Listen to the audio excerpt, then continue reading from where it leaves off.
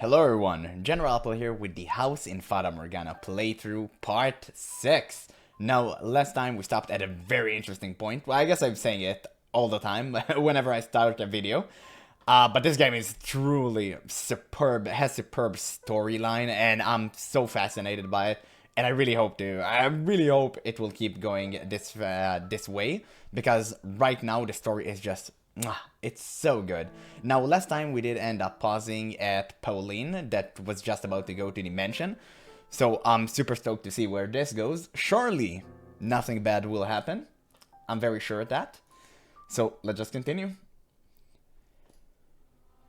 Master, master. Ah, you have awakened. You gave me quite a startle. Do you not remember? You suddenly started staring off into the distance, and you would not respond to anything I said. I thought you were playing a prank on me. Your hand. Oh yes, I did not let go of it. For if I had, we would be in quite a predicament. Someone approaching the mansion, you say. You saw them. Those images were not shown to you by me. If you saw something, then it was by your own powers. But if you think about it, that is nothing unusual. Interesting, so we have powers of some sort? You are, after all, the master of this house. You should, in all actuality, be able to do anything I can do by yourself, master. Wow, okay. So it is very possible you could have knowledge that I do not. Now let us return to the mansion's tale. After the second beast paid a visit, Bestia began to destabilize again. The white-haired girl would soothe his heart, but the calm was only ephemeral. He was like a cracked glass bowl. If you dropped him, that would be the end. If you put too much force into handling him, he would shatter. He was very difficult to care for, and cracks do not heal. The damage still remains, even if the two sides appear to be held together firmly in place. Furthermore, they slowly, gradually, and without intervention spread. Why would I say warning? The beast appeared to be afraid of someone's voice. He would on occasion stare into empty space and shout, cover his ears and groan.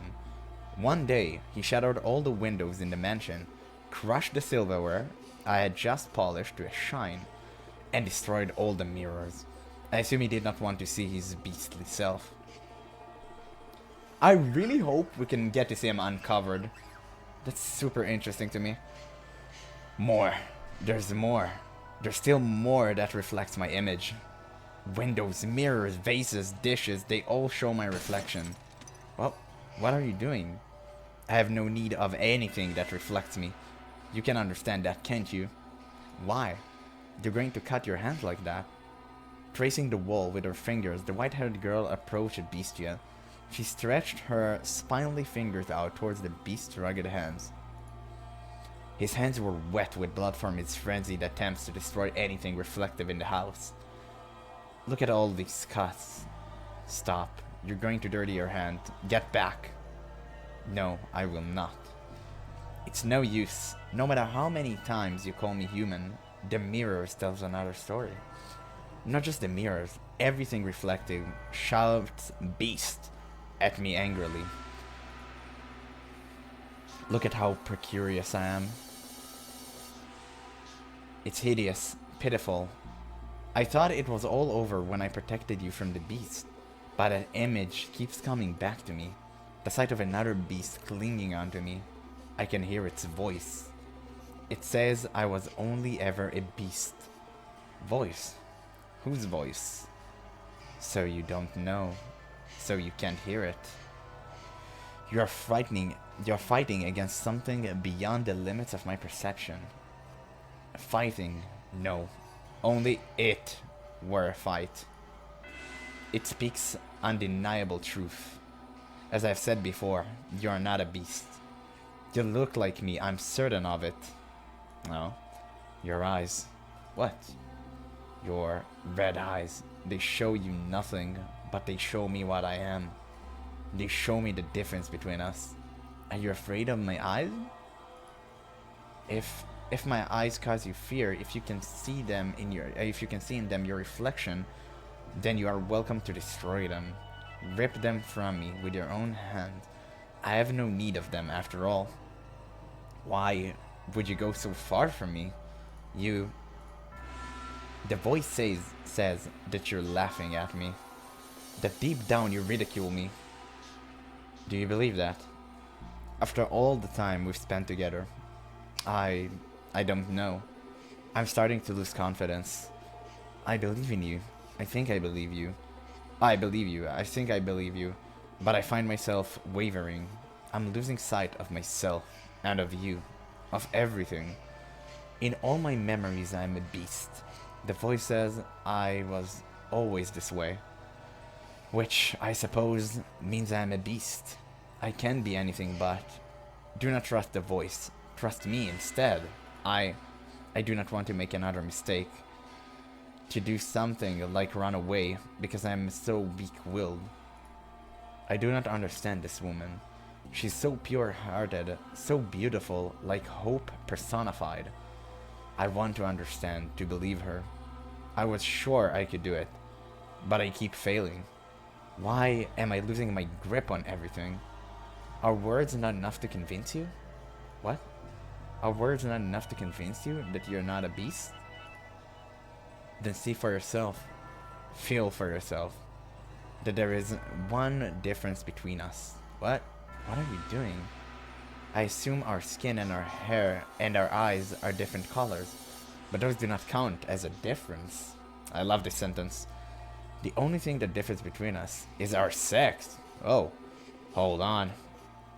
In his utter shock, Beastia was frozen in place, and he was right to be surprised. He had the right to be surprised. The sound of rustling fabric shook the air in the forlorn mansion. She had placed her hand on the sleeve of her garment and began to disrobe. Before long, gaze upon me. She was standing there completely undressed. Her body was incomparably beautiful. Slender, not an ounce of excess fat on her. The sight of her was impressive, almost divine. Even I let out a gasp when I saw her. See for yourself. This was the first time Beastia had seen the white-haired girl unclothed. Though they slept in the same bed, as he said before, they did not have any physical relationship. She grasped his unmoving hand and guided it towards her. She moved his hand across her flesh, along the curve of her shoulder, down her arm, and pressed it against her chest firmly enough for him to feel her beating heart. Do you think this caused a stirring within him? Is there any man whom with the touch of a woman's skin would not? Especially one as so beautiful as her. However, he was not aroused. Why do you think that was? Because a beast cannot lust after a human? I believe you know the answer. Are you crying? Could you smile for me? What? I want to see your smile. Like this?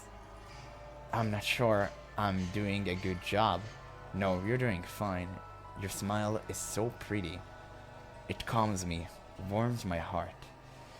I think I know someone somewhere who has that same smile.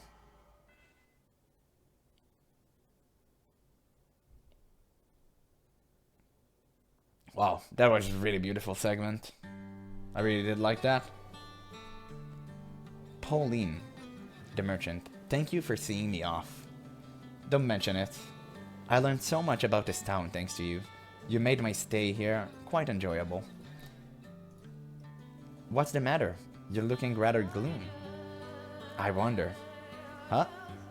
I wonder why this sea exists. I was born in a port town, so it's always been there for me. This huge, never-ending, expensive, magnificent ocean. Far too big for a single, measly little human like me to cross. It's so pretty. It is. I feel like I understand why you like the sea. But right now, I can't help wondering why God created such an enormous sea. Why he didn't make the world smaller? I'm sorry, I'm talking nonsense. Not at all. I'll probably be back eventually. That's just part of the job. And will you have lunch at a seaside restaurant again? Quite likely. And I'll bet it'll be mostly meat too. Was your stomach able to handle it? I'll train up for next time. Oh, no. We already know his fate. Your ship is going to embark soon. Yeah. Will people get mad you're not helping them prepare? Most likely. Then you should hurry off. Yeah. Pauline. I just wanted to thank you again. I appreciate you taking so much time to show me around. Oh, accidentally clicked. Is that all? No. I don't know why, but I was considering leaving without telling you this. I'd like you to tell me. I'd feel better if you turned me down. What? My homeland is only getting more isolated. Unlike your country, mine is not eager to associate with the rest of the world. I probably don't even have their patronage anymore. What I'm saying is that I have absolutely no stability.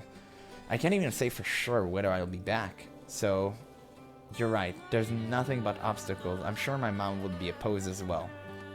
But I've fallen for you. The way you look staring out at the sea, the shape of your lips when you smile at me, the kindness in your voice. The more time I spend with you, the deeper I fall in love with you. The whole world could separate us, and these feelings would not change. Well, damn, you beat me to it.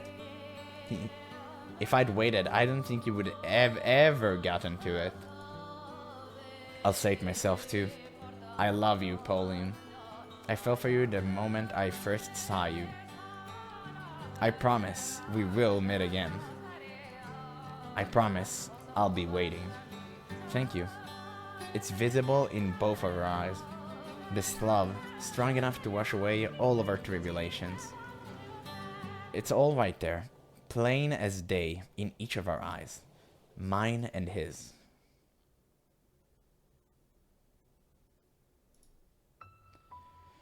I love this kid. Oh my god, they're reaching close to the castle. Oh man. Okay, I'm ready. I'm ready to do this. I need to mentally prepare. Did you hear something? Huh? It sounded like someone's voice. I didn't hear anything. Must have been your imagination. Oh. You want to turn back, lady? Huh?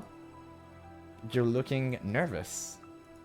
I'm just fine. Let's keep moving. But there's one thing. What? My name isn't Lady, it's Pauline. This again. Lady so distant. I don't like being called that. So call me Pauline. Polly, how's that? Can I call you Polly? Oh, come on. I'd really rather you call me Pauline. I'm an only child, so I always wanted a younger brother or sister, but Polly makes it sound like I'm the younger one. I'm not your brother, and I'm not a child. You called yourself a kid yesterday, though. That's not what I meant. Fine. You can call me Polly. It's not my full name, but I'm glad you're calling me something other than Lady, Javi. Haha, that's what I'll do. Then that's what I'll do. You laughed. Be quiet. You're not fun. You're no fun. There's a mansion up ahead, standing atop the cliff. I can't say why exactly, but I feel like it's something that shouldn't be there. What do you mean?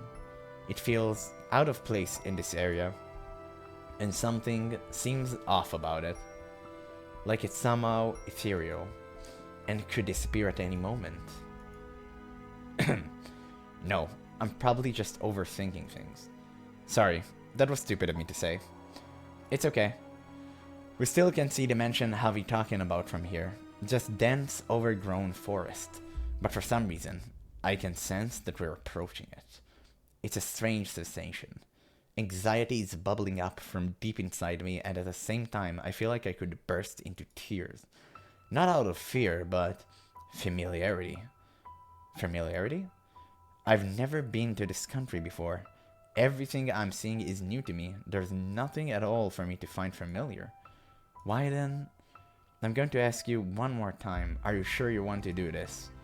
I am. You agreed not to go inside. Don't break that promise.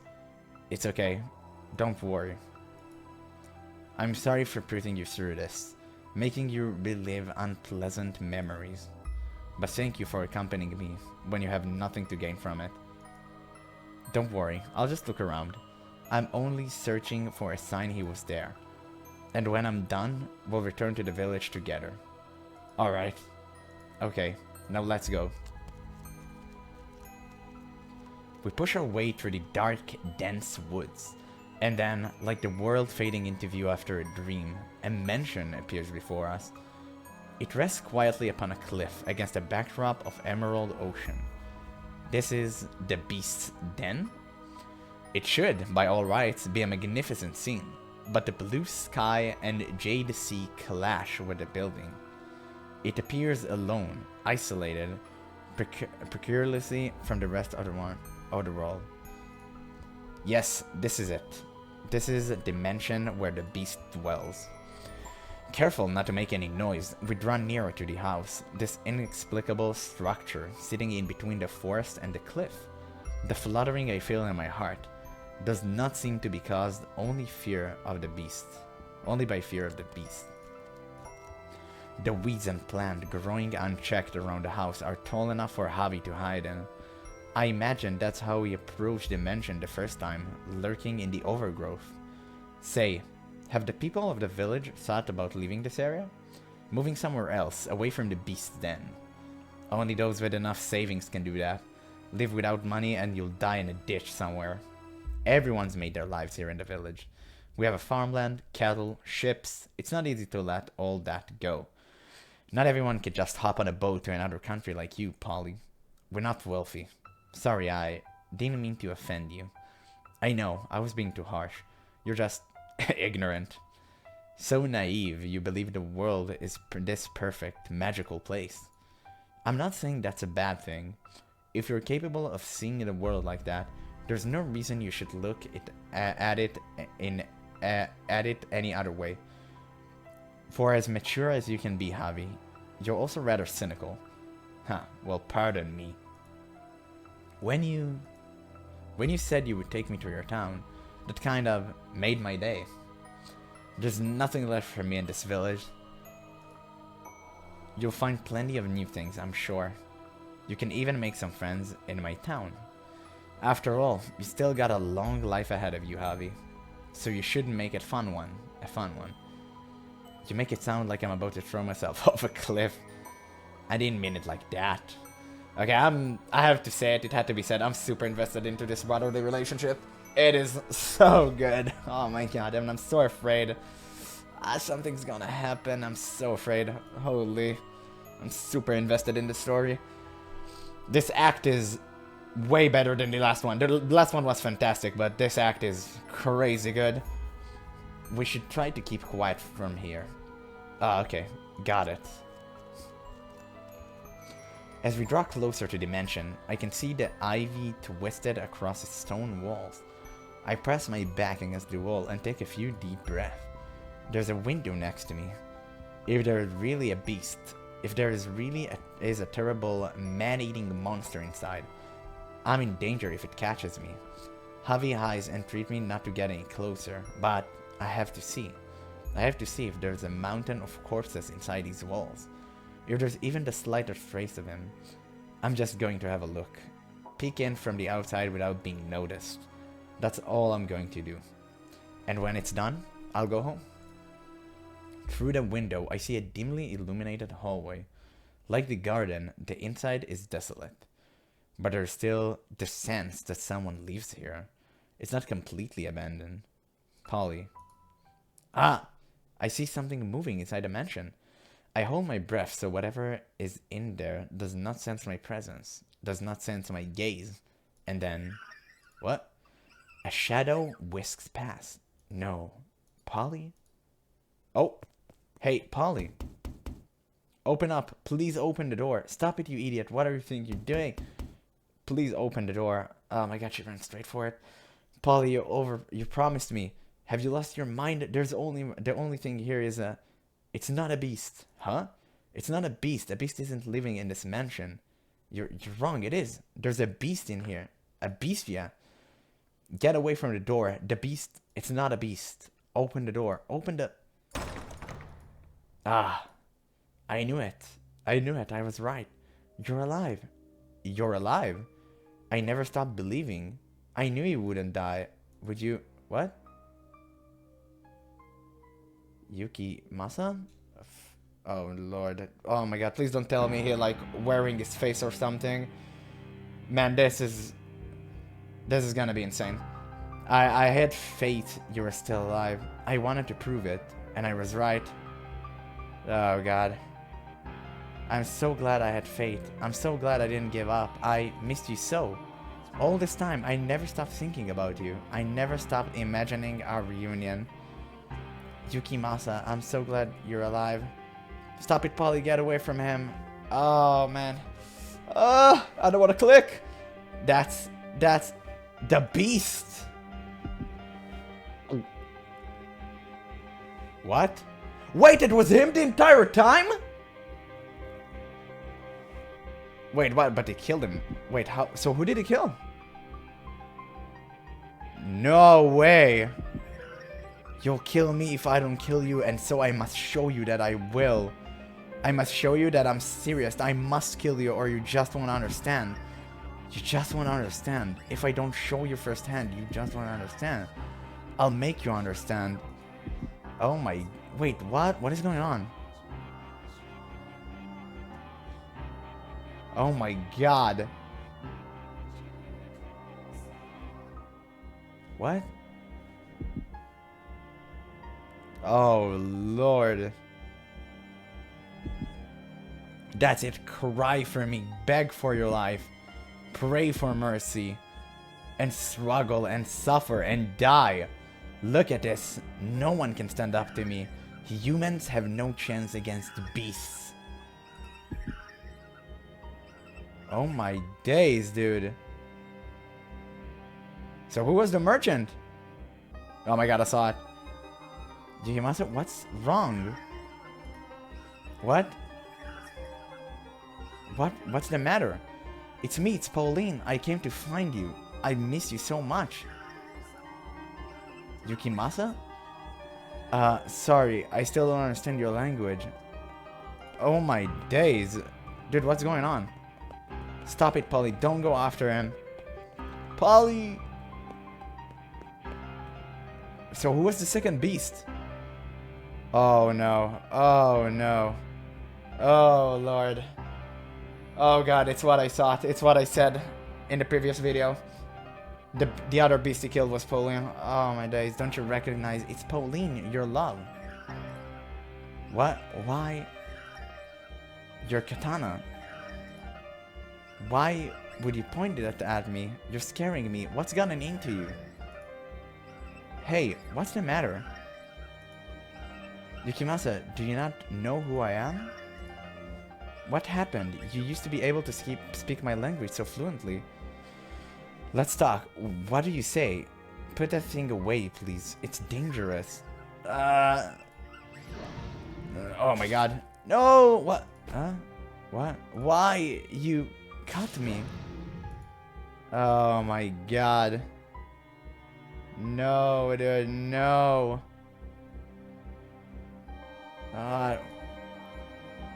Yukimasa, it's me. It's Pauline. Open your eyes. No, stop. Oh my god. Please stop this. I'm begging you. Why would you do this to me? Stop it, Yukimasa. Stop this. His blade held high above my head glimmers. Why? He's the beast. Tell me, Yukimasa, did you kill all those villagers? Are you going to kill me? Why? Oh no. Please stop. Oh god. Yuki, it's me, it's Pauline. Please open your eyes. Let's go back to my town. I never got the chance to ask if you want to move to my country. Then we wouldn't have to wait so long to see each other. What do you think, Yukimasa? Burn in hell. Why? Oh, God.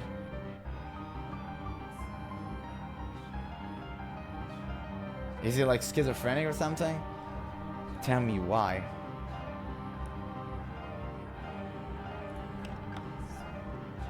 Oh, God. What happened here? I'm grateful that you cannot see, because you wouldn't certainly think me a beast if you were able to see this. Because you cannot see, you do not know what I look like. But I do know. Another beast like me broke into the mansion. Was it? I protected you, did I not? I protected you. Say that I protected you. That I did this for you. Actually a beast. Oh man. I can hear a woman voice. I can't keep my eyes open. I wonder who she is. They seem like they're really close. Did you choose someone else? Then you could have just said so. I wouldn't be angry. We've been apart for so long. But this does kind of hurt. It hurts. I can take it. Just once. Could you turn back and say my name? I proved it, that you're still alive. We were lovers, weren't we? So why? You said you wanted a peaceful life. I can't take this.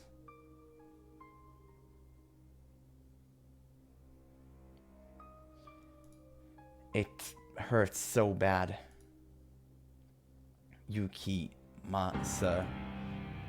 I can't take this.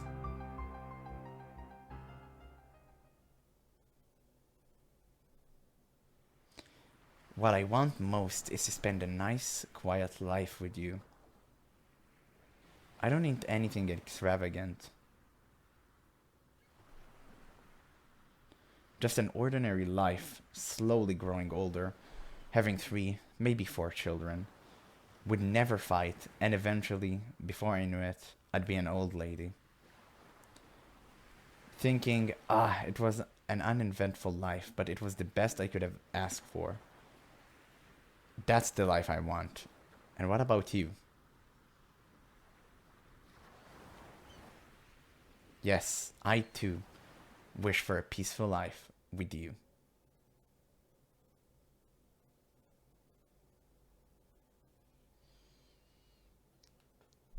Polly, I couldn't do.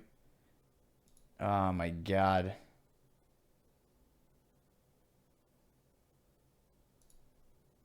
Oh my god. That is the saddest thing I've ever seen. Master, master. What is the matter? You look pale as a ghost. What, I lied to you? I have not told you a single falsehood, master. Ah, about the beast. That means you were seeing her memories then. Is that so? That must have been quite difficult to witness. But I assure you, I have told you no lies. Bisha was convinced he was a beast, and as a servant of this house, it is my responsibility to present my former master to you as he saw himself. This would have been a very different story had you not discovered the truth. A beast meets a white-haired girl and learns humanity. The tale would have been far easier on you, I'm sure. By remaining in the dark and seeing the story through his eyes alone, you would not have witnessed the poor girl's miserable death. And that, perhaps, would have been better for you. But the reality you observe through her eyes changes the truth of his tale, and it sounds like the visions you had did not run in parallel to the event I described for you, but took place slightly earlier in time, which means that, yes, her fate was set in stone well before you ever saw it. Yeah, we did see him, I guess, slaying her before we knew. But I had my suspicion. I said it before. I can't anticipate this twist, but it hurts still the same. I do have to wonder, though, why did Bestia believe the woman to be a beast like him? Perhaps it was because of her hair, eyes, or skin color were similar to his own. The poor young woman who called upon the mansion did, indeed, resemble Bestia. They were of a similar race. Half of her blood was the same race as his. But was that the only reason? Would that be enough for him to mistake her for a beast? I have my own theory. His memories may have played a role. I suspect Bisho was afraid the memories from when he was human would cause him to waver. But that is simply my own speculation. Perhaps he had merely lost his grip on reality. How well have you come to understand Bisha, Master? You do appear to think he was an ordinary human who believed himself to be a beast. But where does this line between a man and a beast truly lie?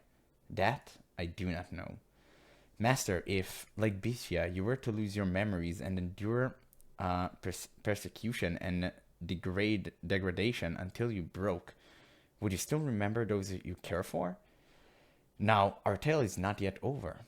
The web of misfortune was tightly, oh so tightly entangled. It could not be unraveled. Man, I really wish Javi would have like a Sigma arc and would literally finish the beast. That would be an insane ending if this will happen.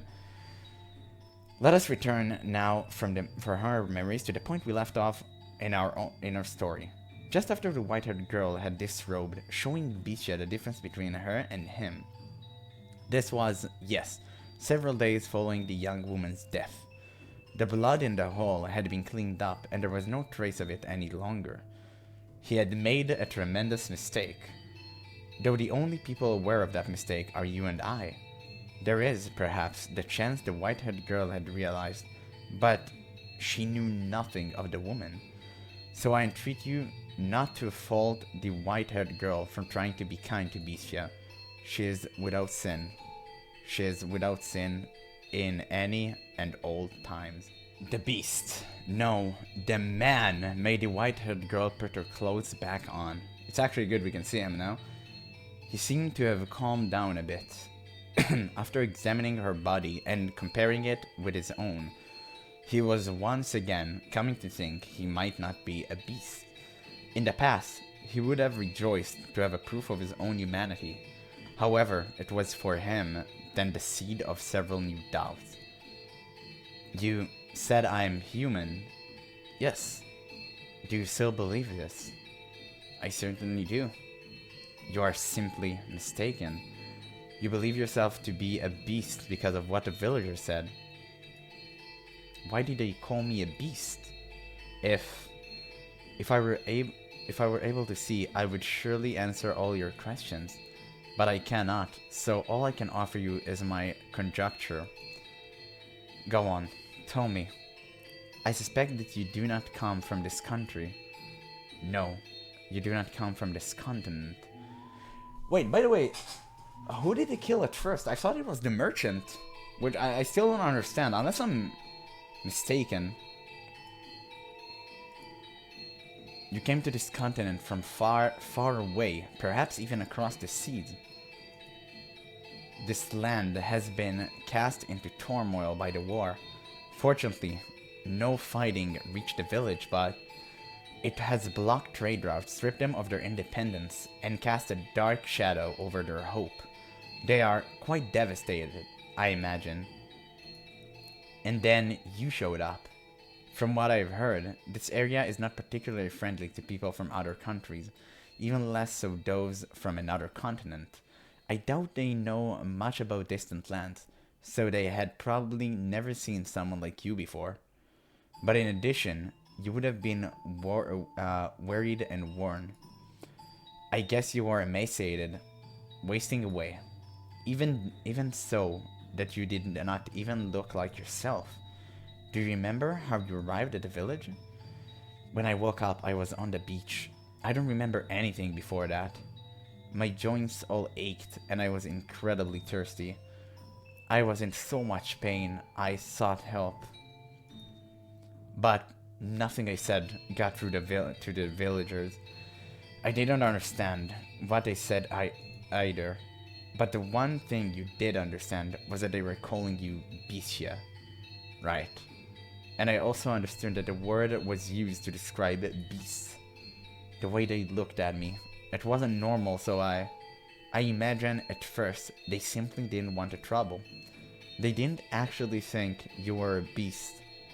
Simply that this wretched man, unfamiliar in appearance, who had washed ashore, resembled a beast. Washed ashore. You were in an accident, were you not? While crossing the sea. I do not remember. I can't remember. No, I mustn't remember. If I'm not a beast, that means the other beast wasn't one either. What did the beast look like? It looked somehow similar to me. Its hair color, skin color, eye color, and the way it spoke seemed vaguely familiar, which means it was, I cannot accept that. If I do, then that means I have done something terrible. No! What? They did call me a beast. I was in fact a beast. As I've been saying, that's because... Tell me I'm a beast. Please, let me remain a beast. How do you imagine he saw the world? I cannot even begin to fathom. But you can never know what someone else sees. And there is nothing to say. They see the same thing in you, as you. As you and I have seen different things. So too did the man and his lover see different things. Or perchance the true shape of the world is visible only through the white-haired girl's sightless eyes. Do you think the reason he so stubbornly rejected his human memories is because he had taken the life of his beloved? I personally believe that there was more to it than that.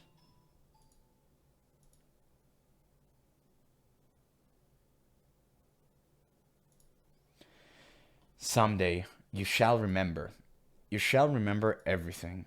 I will not allow you to avert your eyes. Remember that you have always been a beast, incapable of saving anyone, only of taking. Remember, and suffer, agonize, writhe, anguish, grieve, suffer. Oh God, a curse has been laid upon him. Pauline's father. Such a damned shame. Our homeland is but a stone throw away, and they still won't let us in. Just how long are they going to maintain this stance? Regrettable, isn't it, son? Yes, I agree with you wholeheartedly, Captain Asama. We can make it this far on the white men's ship, but they give no response to our missive. I'm not sure it's even reaching the magistrate's hand. Is it so difficult to even the slightest bit accommodating to your fellow countrymen? They seem to be treating the white man rather poorly as well. I hear they imprisoned them on a tiny man-made island. That's no way to make friends. Well, all things considered, we can hardly call this our homeland anymore anyway. For how many generations has your family lived overseas again? I'm the third. I see. Then I doubt you have any attachment to this island. That's not true. I may never have the opportunity to set foot on our soil, but my spirit dwells within this land. My grandfather had told me much about this country, of our four rich, vibrant seasons and boundless beauty. I am deeply grateful that you invited me on this voyage to visit her, Captain Asama. I have finally, if only at a distance, laid eyes upon my home. I cannot say when this era might draw to a close, but I hope the time comes when we can proudly proclaim our motherland. You can't find food this good back home. Ha! I eagerly await the day that becomes true. Indeed, as do I. I've lied to her. She believes I was born in the Orient. Whoa! But in truth, I have never once set foot in that country. I was born in Europe. My family has not been permitted to return since my grandparents left. I can still remember as clear as day the look of profound regret in my grandfather's face as he departed from this world. He bequeathed unto me a katana, and on that day, that blade became the one object binding me to my homeland. I could not bring myself to tell her that I am disallowed to return home. I didn't want her to think that I had been forsaken by my country, that my country would do such a thing. However, some part of me believed there was more to it than that. A smuggler? Yeah, I never would have expected it. Not on this ship. One of the crew was conspiring with a government official. He hid unreported goods on board and delivered them in secret. What goods? Silver coins, Spanish coins trade for more than their worth as currency. The official was sentenced to commit seppuku, but we are responsible for our own crew punishment. I'm still trying to decide how to handle it. Have him committed seppuku as well. This sailor has brought shame upon the entire ship. If he's made to take responsibility for his action, then perhaps we can minimize the damage to our reputation. You make a fair point. Unfortunately, he's not of this land. I doubt he's familiar with the ritual. Then I shall serve as his second and ensure he dies without issue. Have you lost your mind? I have been trained in the art. It is unlikely I should fail. You're not a samurai, though. I was born into a family of samurai. At least it was until 3 generations ago. But the blood still courses through my veins. Very well then. That is how we shall do it. We now commence the ritual seppuku of our fellow crewman Seedorf. Seedorf has, in violation of restrictions set in place by the shogunate, committed the grave crime of smuggling prohibited goods into the country, in order to atone for this betrayal of the trust of both nations. He vows to take his life here and before you. Do you have any last words? I deeply regret that we should have to lose a companion with whom we have traveled in the 7th season in this manner. Do it. Wasn't me. What? It wasn't me. I've been set up. I didn't smuggle anything. I don't know anything about silver coin. I've been framed. But oh my god. What? Oh my days. Wait, what did he say? I didn't smuggle anything. I don't know anything about silver coin. Believe me. Why should I have to slice my own? Oh man, this Yuki must, dude. He must perish. Lies to escape punishment. I could not allow him to continue shaming himself and us when his fate was already decided. It would only serve to tarnish the ship's honor. But an investigation was performed. It is our duty to trust those results. You're right. Yes, you're right. Good work. Now this needs to be cleaned up. Yes, sir. I'm sure I was mistaken, but I would like to ask you anyway. Were you smiling as you did it? You must have been seeing things. Yeah, this is for sure a beast. Was that really the only reason? I couldn't bring myself to tell her the truth.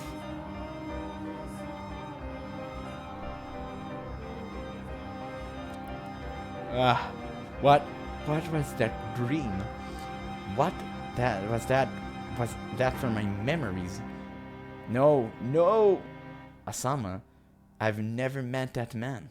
Or that woman.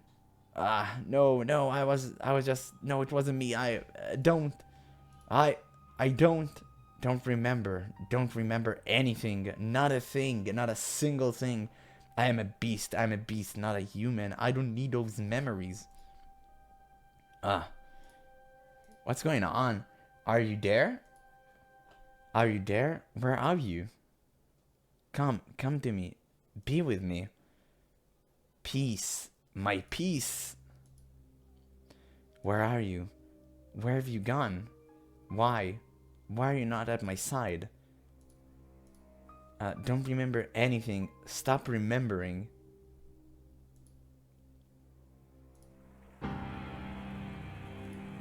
Oh god. Is that a silver coin? Spanish silver. So we did do it. Some weeks after we set off back west, I found a silver coin in the ship's hold. I don't know if it got overlooked or dropped when transporting the rest, but there's just one. The first thing I think when I find it is I should report it to Captain Asama. But instead, I slip the coin into my pocket and take my leave of the hold as if nothing ever happened. Not for the purpose of smuggling it for some extra cash. It is only has extra value in the east. Back west, it's worth nothing more than its designated value as currency. So again, it's not for the want of money. Well, damn. It seems that Seedorf might have been innocent after all. Perhaps so. And if he had no hand in the smuggling, then I have done a horribly regrettable thing. No, as you said, an investigation was conducted. We had no choice but to believe the information we were given. You mustn't blame yourself. I feel bad for putting such an unpleasant responsibility on you. Not at all. Now, how do we handle this? I can't believe a silver coin was found in someone else's luggage. It would be best to handle this internally. Publicly, we have already made our amends with Seedorf's death. That's true. Though it would be prudent to try and discover from where he is acquiring the coins, so as to prevent another such incident. Should one of our crew caught smuggling again, he will not be the only one asked to take responsibility. I have great sympathy for you, Captain Asama. This is quite the headache. I can't imagine he would give up his connection just because we asked. We can force him. If he doesn't want to talk, we can give him some encouragement, but I couldn't. Worry not, Captain Asama. I should take care of the dirty work. You needn't trouble yourself with anything, Captain. Leave it all to me. Captain. Very well. I leave this in your hand, Yukimasa. Yes, sir. How are you feeling? Hey, untie me. What's the meaning of this? A silver coin was discovered in your luggage. Huh? A silver coin? Interesting. It would seem you have quite the knack for acting. Hold on, I don't follow. I thought the smuggling problem was taken care of. Seedorf wasn't the only one doing the smuggling, it was you. Like hell, I've never seen any damn silver coins. This is some kind of mistake. Check my bags again. A coin was found in your luggage, regrettably. Captain Asama saw it himself. Lies, I swear, I never touched one. Is that so? I swear, never once. Please believe me, I'm no smuggler. I've done good work, even on this expedition. You know I'm not someone who would get involved in smuggling. I don't know what kind of person anyone is. We may have known each other for years, but that doesn't mean I have any way of knowing what you think in private, how you feel, what kind of person you are. Oh my god, he's just a sadistic, manipulative piece of... You smuggled the coins, didn't you? I didn't. I had nothing to do with it. Who was your supplier? I'm telling you, I'm no smuggler. It puts Captain Asama in an uncomfortable position if you don't talk. We can't risk damaging our homeland's trust any further. I swear to God, I had nothing to do with it. So you won't tell? How can I tell you something I know nothing about? I see. You believe me. So it's very, very important information. Enough so you can't give it up so easily. In which case, I'll just do what I want until you talk. What are you... whenever you're ready to talk, let me know. I'll stop right away. Why are you... Quite a thick fingers you have. Let go, what are you... But it's all meat. Your bones aren't any thicker than anyone else's. Ugh. My finger... Don't start screaming just yet. That was the first... Your little finger. Next is your ring finger. Stop, please. Don't, I'm begging you. Are you ready to talk? I told you, I don't know anything. Too bad. Your middle finger. Don't... your right hand is going to be useless if you don't start talking soon. What do you want for me to tell you? I swear I had nothing to do with it. What has you so stubbornly refusing to talk? Is your supplier really worth going to such lengths to protect? No, I can't tell you, but I don't know that. All that's left is your thumb. Help, someone get me. Just so we're perfectly clear, everyone was bored and knows what you did. No one's going to come to a smuggler's aid. God, I can't take any more of this. Please stop. Ready to talk? What will it be?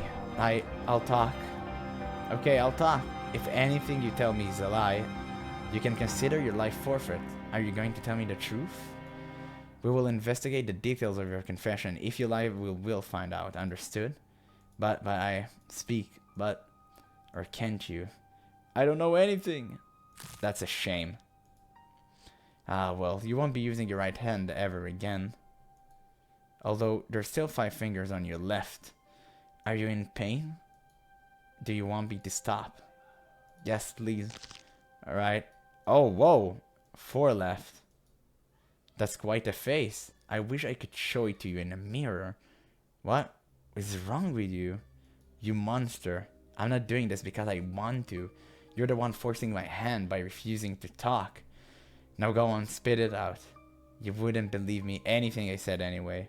How long have you been doing this? You're the first. Liar, you sick bastard. It's the truth, though. Then why are you smiling? Oh, God. 3 left. What'll it be? Will you tell me everything? Will you tell me everything? No lies, no omissions? It wasn't me. It wasn't me. I didn't do anything. 2 left. It's surprising how easily they break. No. Stop! This is the last one. Ugh. It burns. My fingers are on fire. Now what next?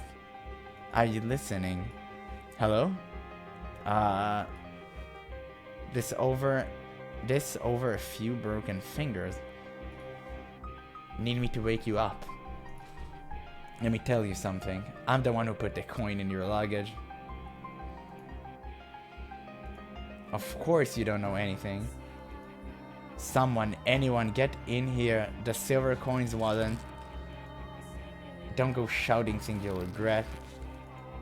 It's hard to fight back with your hands in that condition. Having trouble breathing, huh? Well, you need air? I guess it's hard to talk with my hands around your throat, huh? Yeah, do you want air? Alright, then you can have some air. Anyone, please get in. You just don't learn. I can see the words written on his face. Why? Why are you doing this? Why? That is a good question. I'm not even sure myself. So he's just a psychopath. Hey, answer me. Well, damn, I missed the opportunity to use my katana. I tossed the man's body overboard. My story will be that he sneaked out while I wasn't looking and threw himself into the sea. As I watched the sack of flesh sink into the depths, I'm thoroughly shocked to realize I don't feel the slightest bit bad about what I've done. No regret, no remorse, nothing. I comprehend that the things I've done are reprehensible, that they're evil, but that knowledge wasn't sufficient to restrain my urges. There's an itch I felt deep within my chest ever since the moment my blade sunk its teeth into Sea Dwarf's neck. I don't know what to call it, but I feel like I'm floating, like everything swirling about inside me has been unleashed, set free. There's also an edge of anxiety though. If I could continue down this path, what might I transform into?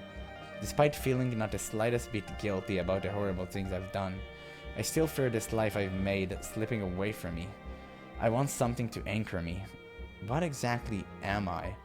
Is this what I wanted to become? The kind of man who can take another life without flinching? Fully aware of his actions? And if that's truly what I am, perhaps it would make things easier if I did lose everything. Oh, don't scare me like that. And where did you pick up the word? Oh my god. I never took you for someone so pretentious. I'm sorry, you just look so much like a rabbit there, the way you were tossing your head back and forth, looking around for me. Oh, you. It's something you call a child. I'm not Lady Gurren anymore. I'm sorry, really. Don't be so mad, Pauline. I'm not mad at all. It's been a year and a half. We finally get to see each other again. That we do. Did you have any trouble out at sea? Did you fall ill or get caught in a storm or run into any kind of danger at all? No, there was no trouble. Everything went fine, without incident. The sea god was watching over us, I suppose. I don't know. What am I? Who? What is this room? What are those colored windows? Were those here before in the mansion? I know what it says. It's an angel. The angel is looking at me and laughing.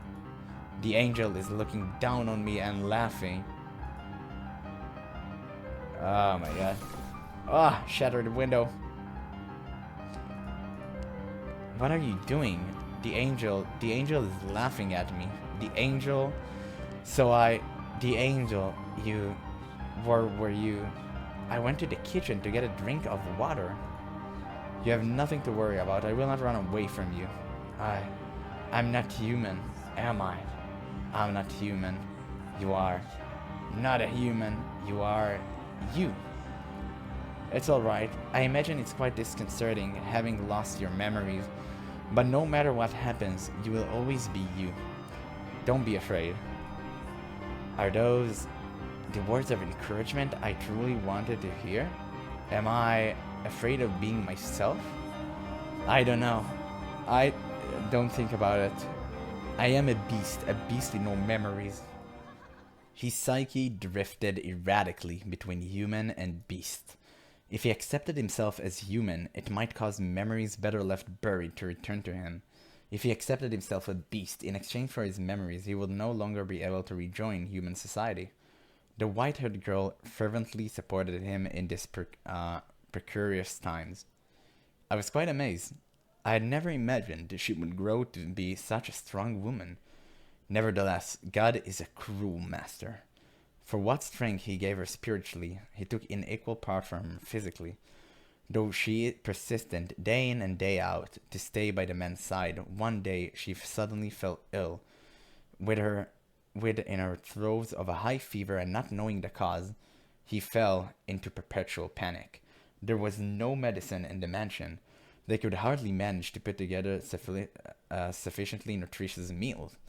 Though there was no medicine, maybe there was something else that could make her feel better. However, everything he could think of required him to leave the house. Hey. Is there anything you would like? Anything I would like? I'm considering visiting the village. I see, you're going to the village. I thought I might be able to get some medicine. I would prefer to bring a doctor here, but no one would come if they learned you were in this mansion. So, he was planning to put on a disguise to enter the village as a person. The white-haired girl smiled when she heard his idea. She had, after all, always wanted him to think of himself as human. However, because she was so pure-hearted, she did not comprehend the full extent of slaughter he had confessed to committing. The revenge he had taken on those who had chased him around. How sinister his cackling and furious his reaping. She did not grasp just how serious it was. She had faith that Bistia had kindness in his heart. If you cannot get any medication, then buy me some oranges, please. Oranges? This is the land blessed by the sun. You should be able to find wonderful, fresh oranges. Will that make you feel better? Yes, it should. Okay. Bistia's mind was made up. He would don the skin of a human for her to protect the peace he had. He would return to the place that had left him with many painful memories. It was to him the source of his fear. Whenever he let his guard down, their shouts would play back in his mind. Hideous beasts, Bistia. Though he had physically conquered the people who lived there, Bistia's memories of the village still haunted him. but her health meant more to him than any of that. He was willing to cast aside his fear if it meant the white-haired girl would recover. The girl still in her bed. He made his way out of the mansion. Oh my god, actually traveling to the city. I wish they would ambush him. He crossed the overgrown forest, pushing forward one step at a time, all the while trying to brush aside his apprehension, until he arrived at the village. This is where they called me a beast, where I was almost skilled, and where I killed them. I look different than I did then. I'm dressed differently too, but can I play the part? Can I act convincing enough human? I have no choice. There are no other villages. I can't let her die. Excuse me, could you answer a question for me? A village man is looking at me, only for a moment, but for me that moment is tortuously long. A faint look of panic crossed his face, perhaps in fear of my appearance. He's staring at me. Will he point his finger and call me a beast? Will the other villagers come to kill me? However, haven't seen you around here before. He didn't recognize me. Yes, I come from a faraway land and I'm unfamiliar with this area, so... Ha, you're dressed like a nobleman. That he is? On a secret trip or something? Something like that. You look rather really pale though, searching for a doctor. Yes, but not for me. My companion has come down with a fever. Sorry to hear it. Well, I'd love to introduce you, but he's out right now, and he won't be back for a few days. I see. And where might I be able to buy fruit? There's a shop around that corner. Thank you very much. Don't mention it. Do take care, traveler. It's dangerous out there. I'm starting to attract attention, but not the same kind as before. They don't look at me with revulsion, hatred, or furious indignation. They simply curious. The village feels different than last time. Could it have been changed this drastically? Or is it because I really did look like a beast then, and now I look like a human? I don't know. Excuse me. Me? Yes. I would like to buy some fruit. Some oranges. Oranges. Alrighty. Just a sec. The fruit vendor doesn't recognize me as the beast either. Any other year and they would be a lot plumber than this. But this year we have the end of the war and the whole mess with the beast, and it just been crazy. If you'd like, how about you come back in a few years and try our oranges again? They'll be several times better, I assure you. I'll keep that in mind. You bet that will be. I'm sorry, I don't have any local currency. Would this suffice? What? How is... No good, I take it? No, on the contrary, it's hardly fair for you trading a jewel for a few oranges. That's all I have to offer. I hope you can exchange it for money. Sure. You nobles are something else. Noble. Aren't you? Though if you wander around dressed too well, you might put yourself in danger. You might find yourself stripped bare by a bandit, or perhaps even catch the attention of the beast. The beast. Everyone mentions the beast. They speak of me. Have you heard the tales? I have not. There's a beast den not too far from this village. It's attacked before, and we've been living in fear, never knowing when it might attack again. But that all ends today. What? The men have finally found their spines. They all got together and went to exterminate it. What? And you'll never guess who's responsible. A kid. A little boy is spearheading the attack. Never would I expect a little kid to whip all our lazy, cowardly men into shape. The boy's the only one who knows where the beast den... hold on. What about your oranges? The men have banded together, and they're going to kill the beast. Why now? Why when I'm not there? I'm the beast, I'm right here. I'm what you're trying to hunt. The only person at this mansion right now is her. Oh my god. He regretted not asking the fruit vendor how long ago the party set off. Though, what good would that knowledge have done him? He had to hurry back regardless. The sun was beginning to set, draping the surrounding in a deep blackness. As if to keep him from returning home, the night wrapped its hand around his head, covering both eyes. In what direction did he have to head? to return to the mansion. He stormed through the forest and eventually the mansion appeared before him, like the world fading into view after a dream. Bistia was a tempest in the night, blowing through the overgrowth toward the house. Please make it in time. I need her. I need the peace that she provides me. The last thing I want for her to die. In the blink of an eye, he was through the door, charging down the mansion hall. He could not sense anyone else inside, though. All he could hear was the whoosh of wind blowing into the house from somewhere.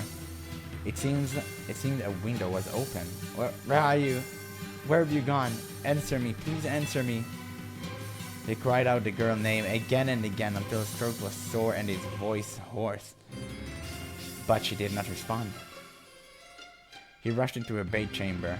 Hey, hello? Where are you? Where are you? Answer me! The man swung his head back and forth so hard he thought he might break his own neck. And when he made to look down, he slipped, falling on his tailbone. He felt something slick on his hand. The sensation he would recognize everywhere. The liquid was still warm. No, this cannot be. It can't. It cannot be. Muttering incomprehensibly in fear, he crawled back through the door of her chamber and into the corridor.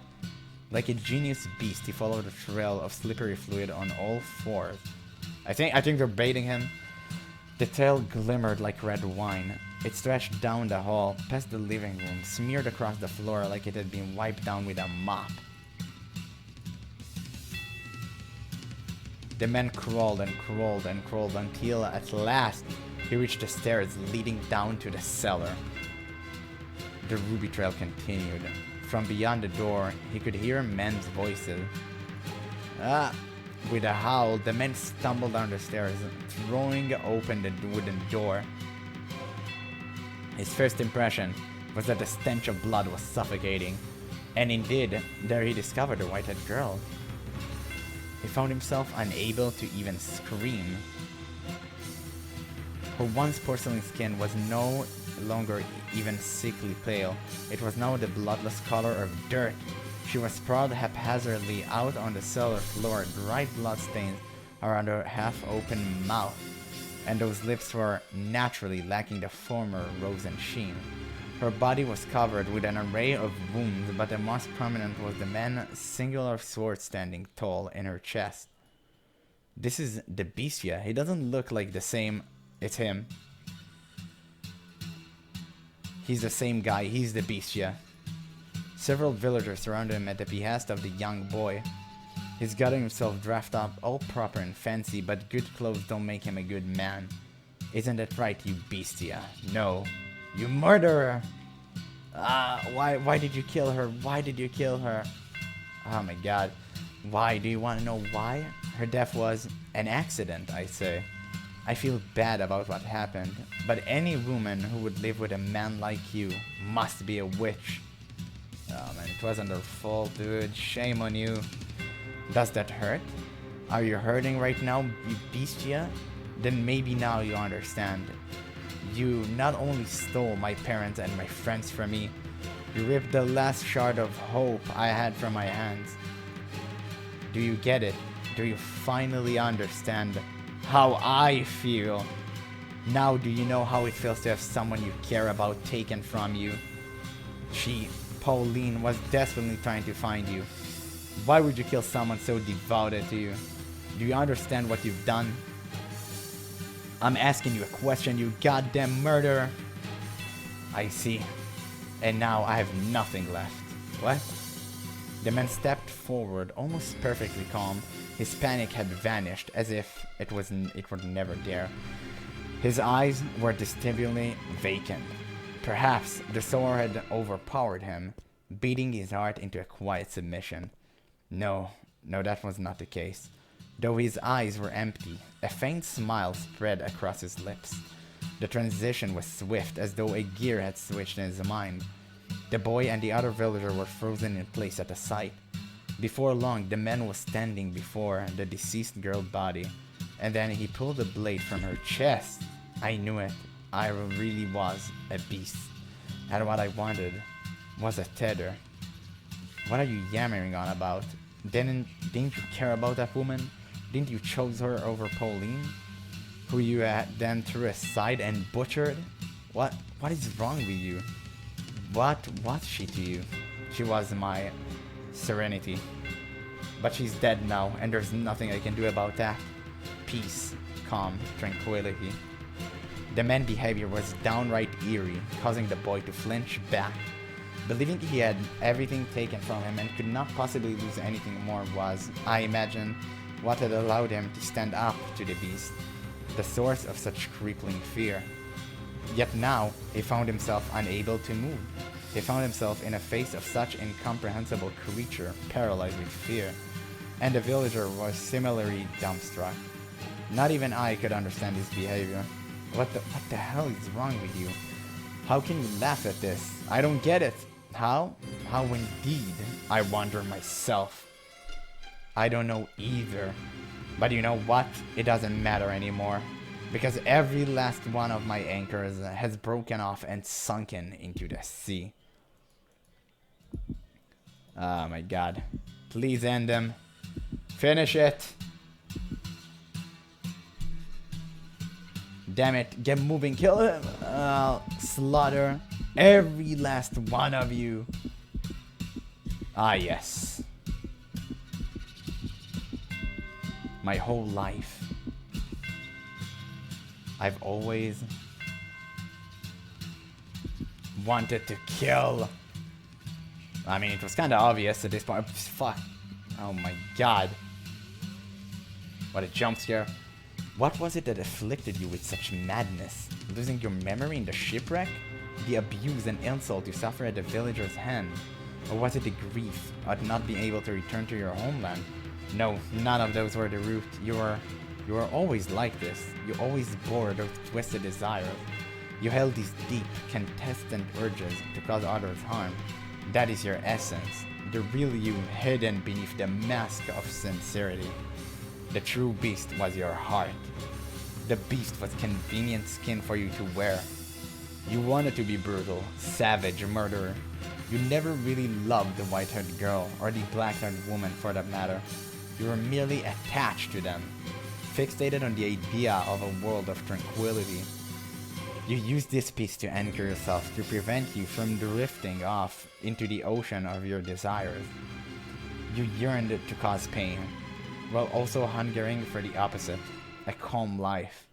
You idolized this idolized life, spent in quiet harmony with another because you knew just how difficult it would be for you to attain, far more difficult for you than to satisfying your cravings, but not impossible. I personally had hoped you would find peace with someone rather than descend into savagery. It may have been superficial, but it would have been very human. But ultimately, peace slipped through your fingers, and no one wanted left to surpass your desire. You cannot, after all, hold them back yourself. What a tragic man. What a hopeless man you are.